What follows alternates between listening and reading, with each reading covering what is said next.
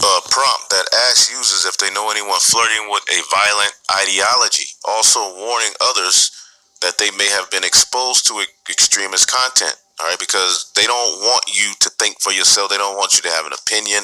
They want you to see anything outside of what they're promoting or their religion. So that's what it is. As a violation. You know. Also warning others that they may have been exposed to extremist content, meaning if you were thinking this was the right thing, you've been exposed to extremist content. And updated that many have slammed as Orwellian. All right, you're not going to have a voice. Okay? The platform rolled out as a new test feature for certain US based users on Thursday.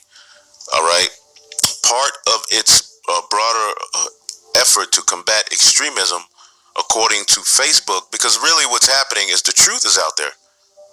The chariots are there, and they played around. They're trying to play with the narrative and control it, and implement their pseudo angels and things like that. But guess what? It's not going to work.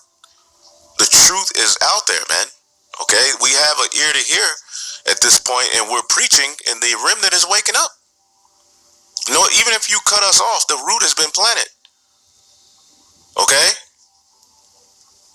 So, what's right is getting ready to be labeled wrong on a high level. Woe to them who call evil good and good evil. That's where we're at. Good versus evil. Alright? And the good are the Israelites, those who have this message and are crying for the throne of David to be set up. Because even if you're against so-called the NWO, if you have a mind that this corrupt, crooked, perverse kingdom doesn't pay and continues, and is not destroyed and taken down, and that the people who are ruling still rule, but a few people go to jail and it's restored to how it was in the 20s and all of this crap, then you out of your mind, man. You a clown. Okay, so as the scriptures say, the love of many is going to wax cold, but they're pitting people against one another. All right, and they've allowed people to post on these social media platforms. Okay, they've allowed particular narratives to be forwarded. Now they're going to pit the people against one another, man, which is going to lead to the lack of trust, which is going to lead to the exactly what I just said, the love of many. It's going to wax cold, man. Okay? Matthew 24:12, and because iniquity shall abound, okay, and we see iniquity abound, and this place is getting more and more perverse. Iniquity means sin. Now here it is, the Christian church is telling people that they can sin and do whatever they want to do. They don't have to live by any moral code, so they're a part of iniquity continuously abounding. And the love of many shall wax cold, man. So people are going to have a cold heart towards one another, man. Let's look up that word, cold. Okay, the love of many shall wax cold, meaning their minds are going to be, because they no longer have their soul. Okay, so they're not going to use any reason. They're going to think and operate with beast-like, impulsive, behaviors, man. Suko, to breathe. All right, it says metaphorically. All right, to waning of love. Now, what does waning mean? Okay, waning.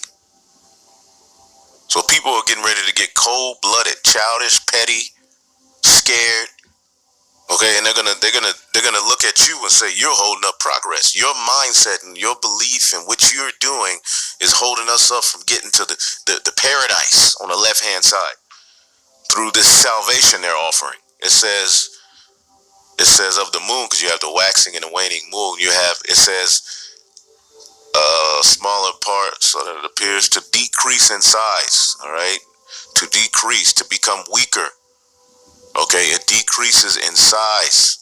So love, which is the keeping of the laws and people having good terms for one another, and unity and all of this BS.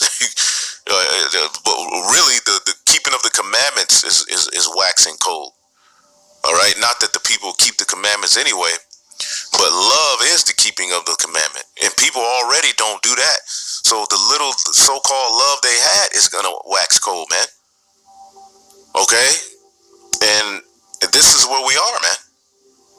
Okay? Because let's look up that word love. I think it's all one word. Let me see here.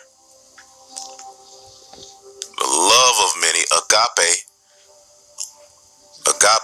that agape love, affection, goodwill, benevolence, brotherly love, all right, which is how societies are forwarded, through people having a mind towards one another. I'm not going to do this, and holding and living by standards.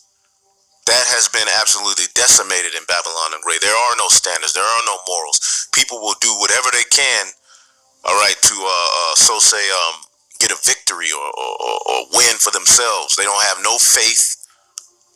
Okay, so they're going to look at you with faith in the Lord, and they're going to be offended that you have a standard, that you stand for something.